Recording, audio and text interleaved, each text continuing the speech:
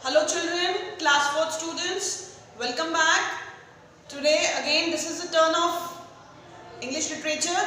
As in the previous video you have seen, we have done chapter number 16. Okay, now this is the continuation part, this is the remaining chapter part of the chapter we are going to do today. In the previous part we have done about the boys, the two boys, Mishika and the narrator, Aunt Natasha and the dog. How they took that dog along with them in the train and what happened with them in the last. This is the remaining part of the chapter. Now we are going to start. Okay. For a while the only sounds were the clicking of the wheels and the engine puffing up in front. But suddenly there was a rustling noise under the seat and the sound of something scratching like a mouse. Now what happened? When they sat inside the train and the train left from the station, earlier in the train no crowd was there, but as the stations came, passes by, the passengers also started increasing. They also started entering the train. वो भी train में आने शुरू हो गए और बहुत सारा क्राउड हो गया पैसेंजर्स का.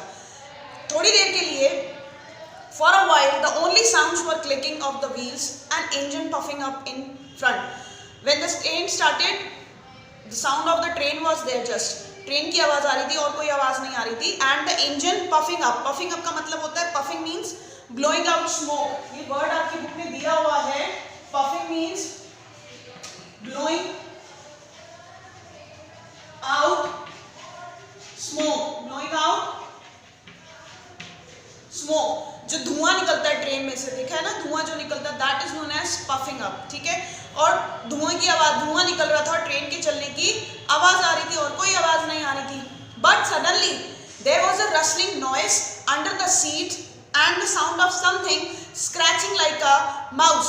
बस थोड़ी देर में अचानक से क्या हुआ, अचानक से एक आवाज आई सीट के नीचे से. रस्लिंग, रस्लिंग क्या होता है? द साउंड ऑफ लीव्स, पत्तियों की जो आवाज आती है. साउंड ऑफ लीव्स, पत्तियों की जो आवाज आती है.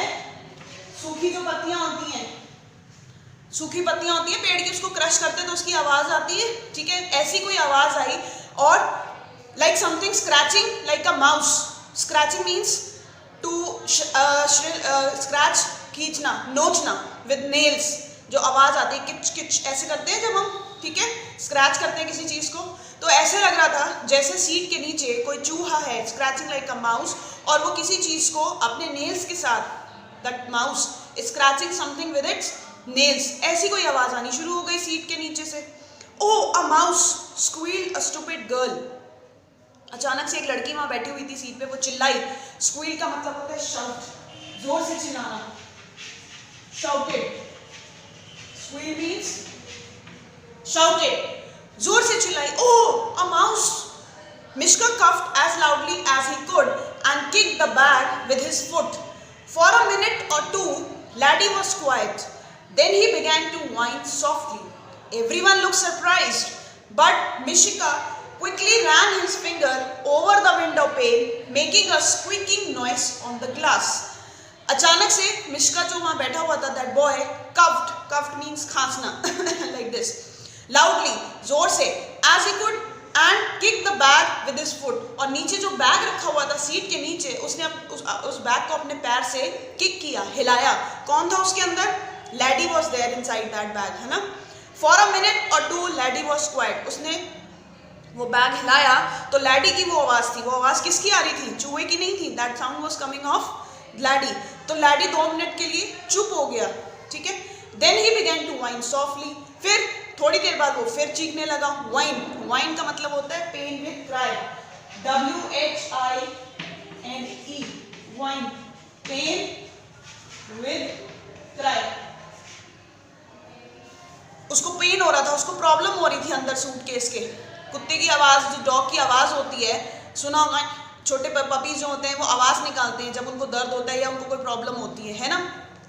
So that dog also started whining. Everyone look surprise. सब हैरान हो गए कि क्या हो रहा है, आवाज कहाँ से आ रही है, ट्रेन के अंदर चूहा कहाँ से आ गया.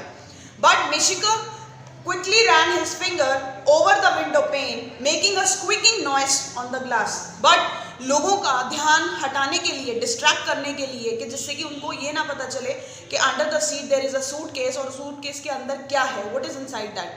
सो व्हाट डिड मिश्का डू, उसने फटाफट खिड़की के ऊपर जो ग्लास होता है, जहाँ हम बैठते हैं सीट के पास खिड़की होती है, विंडो होती है, और जो उसका ग्लास होता है, शीशा, उसके ऊपर उसने बम करना शुरू कर दिया. अपनी फिंगर्स के साथ ऐसे करना शुरू कर दिया, साउंड निकालना शुरू कर दिया, making a noise on the glass. शीशे के ऊपर आवाज़ निकालने लगा, जिससे कि जो डॉग की आवाज़ थी वो उस आवाज़ से क्या हो जाए, दब जाए, सप्रेस हो जाए. ठीक है. I say Mishka whispered to me, let's start singing. Mishka ने मुझे बोला, चलो गाना गाना शुरू करते हैं, गाना गाते हैं. Oh but what will they think of us, I objected. Narrator है यहाँ पे, this I is the narrator. Narrator ने कहा, ओह बट लोग क्या सोचेंगे, what will they think about us, they will object.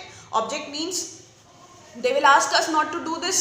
उनको प्रॉब्लम होगी, ट्रेन में बैठ के गाना गा रहे हैं हम. All right then, let's recite poetry, and if we are learning it by heart, as if we are learning it by heart. Okay, फिर ठीक है, what shall we do? हम गाना नहीं गाते हैं, let's recite a poetry, poem गाते हैं, and ऐसा लगेगा, it will seem like that we are learning our syllabus. हम अपना काम कर रहे हैं, हम अपना poem learn कर रहे हैं, लोगों को पता भी नहीं चलेगा. All right, you begin. He said, okay, you start first. Something squeaked under the seat. Again नीचे से आवाज आई फिर से सीट के. Mishka coughed quickly and began in a hurry. Mishka ने फटाफट फिर से खांसी की, बहाना किया खांसने का, जिससे कि उसकी आवाज like this, जिससे कि उसकी आवाज की वजह से उस आवाज उस सीट के नीचे से आ रही थी, वो आवाज क्या हो जाए, दब जाए. So he started coughing. क्या पोएम गानी शुरू कर दी उन्होंने. Green the grassy meadow, bright the shining sun, gay the springtime swallow, good cheer to everyone. ये पोएम उन्होंने गाई. Green the grassy meadow, everywhere is green. Grassy meadow, grasslands are green. Bright the shining sun, the sun is bright, shining brightly. Gay the springtime swallow, good cheer to everyone. And the birds, they are very happy. Gay means happy. The springtime has come. Springtime आ गया है, spring का मौसम आया है. And every bird, every swallow, very happy. Good cheer to everyone. Everyone is also very happy. The passengers laughed and someone said, it will soon be autumn and here we have spring. The girl giggled. उनकी poem सुनकर जो passengers, they were sitting inside the train, they started laughing. Because why? There was no reason of singing that type of poem. Someone said, और बोला कोई भी, that it will soon be autumn and here we have spring.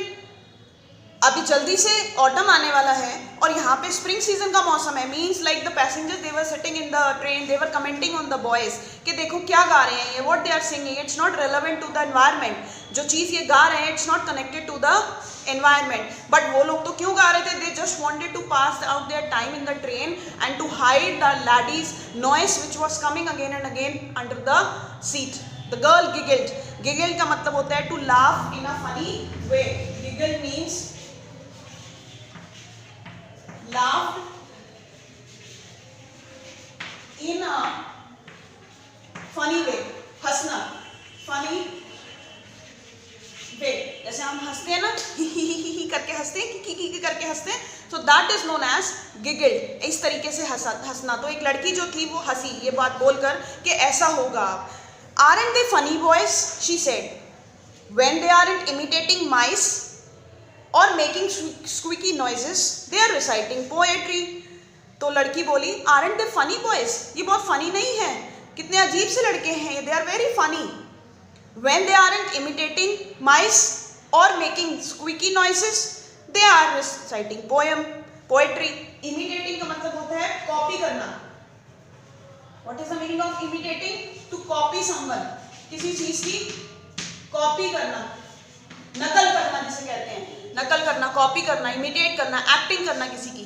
तो उसने ये बोला लड़की ने कि कभी ये गाते हैं, कभी ये चूहे की एक्टिंग करते हैं, कभी माइस की एक्टिंग करते हैं, माउस की, कभी उसकी आवाज़ की एक्टिंग करते हैं, कभी पोइट्री गाते हैं.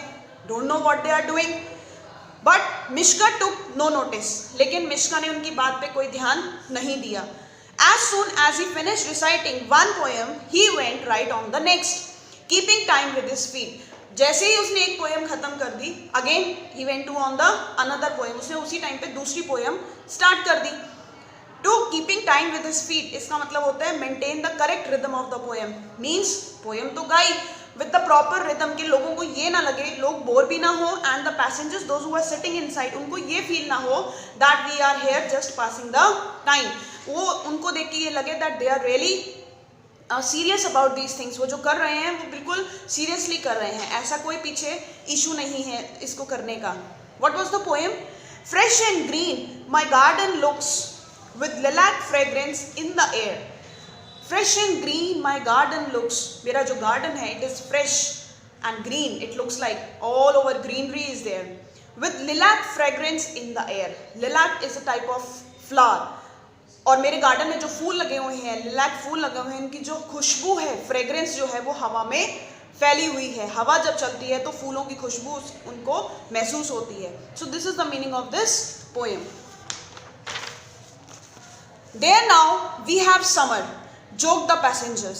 The next minute, Mishka started a poem on winter, and then came summer. Just then, Lady let out a pitiful whine, and Mishka rushed on at the top of his voice. अब पहले उन्होंने autumn season गाया, ठीक है, spring season की poem गाई. अब they are singing connected to summer season. Now the passengers, those who are sitting inside, they are laughing. वो हंसने लगे कि नाउ वी हैव समर. अब देखो थोड़ी देर में, अभी पहले क्या था, स्प्रिंग सीजन था, अभी गर्मी भी आ गई. दे स्टार्टेड लाफिंग, जोक करना शुरू कर दिया पैसेंजर्स ने, मजाक बनाना शुरू कर दिया बच्चों का. The next minute Mishka started a poem on winter. थोड़ी देर बाद उसने विंटर पे पोएम गानी शुरू कर दी. See so funny this is. And then came summer. Summer आ गया. Just then lady let out a pitiful whine and Mishka rushed on at top of his voice. जैसे जैसे वो पोएम गा रहा था मिश्का, थोड़ी देर बाद फिर से लाडी की आवाज़ आनी शुरू हो गई. That dog pup started whining. फिर से वो रोने लगा. तो मिश्का ने उसकी आवाज़ को और लोअर डाउन करने के लिए अपनी आवाज़ को और ऊपर कर दिया. Top of the voice means as loud as he could, जितनी जोर से वो गा सकता था. ठीक है.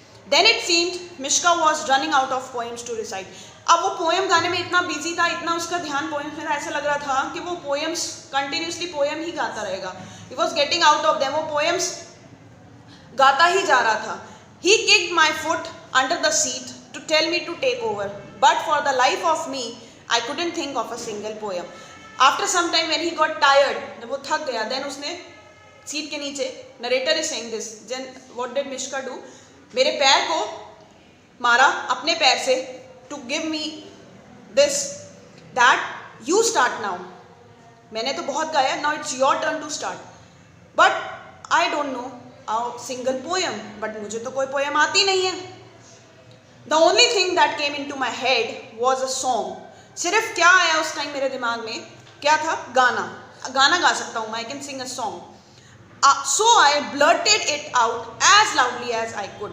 Blurted का मतलब होता है spoke. This is a new word in your book. Blurted means spoke. Synonym, ठीक है? Blurted का मतलब होता है spoke, बोलना. ठीक? So मैंने गाना गाना शुरू किया, और इतनी तेज, जितना मेरे अंदर प्रेशर था, जितनी मेरे अंदर आवाज़ थी, जितनी मेरी आवाज़ की कैपेसिटी थी, उतनी तेज मैंने वो गाना शुरू किया. क्या गाना था? I sit in my prison cell, murky and dark, an eagle in irons, born free as a lark. I sit in my prison cell, murky and dark. मैं अपने एक prison cell क्या होता है? जेल की जो रूम होता है, prison होता है. मैं वहाँ बैठा हूँ एक रूम में. It's looking like a prison. Murky and dark. Murky means without light. It's the synonym of dark. Both the words are same. Without light, जहाँ पे रोशनी ना हो, without light, अंधेरा ही अंधेरा हो. This is known as murky. Murky means without light, बिना रोशनी के. ठीक है. The room where I am sitting is totally dark, without light. No light is there. An eagle in irons, born free as a lark. जैसे कि जब एक eagle को हम पिंजरे में बंद कर देते हैं, और जब उसको छोड़ देते हैं, when we leave out that पिंजरा खोल देते हैं, when we open the cage and the bird goes away, उड़ जाती है, तो उसको कैसा महसूस होता है? born free as a lark, ऐसा लगता है जैसे वो आज़ाद हो गई है, उसका नया जीवन शुरू हो गया है और वो enjoy करती है। lark का मतलब होता है enjoyment. What is the meaning of lark? Enjoyment. Enjoyment. और अपनी लाइफ को वो उड़कर चली जाती है और अपनी लाइफ को वो enjoy करती है, हैप्पी हो जाती है, खुश हो जाती है।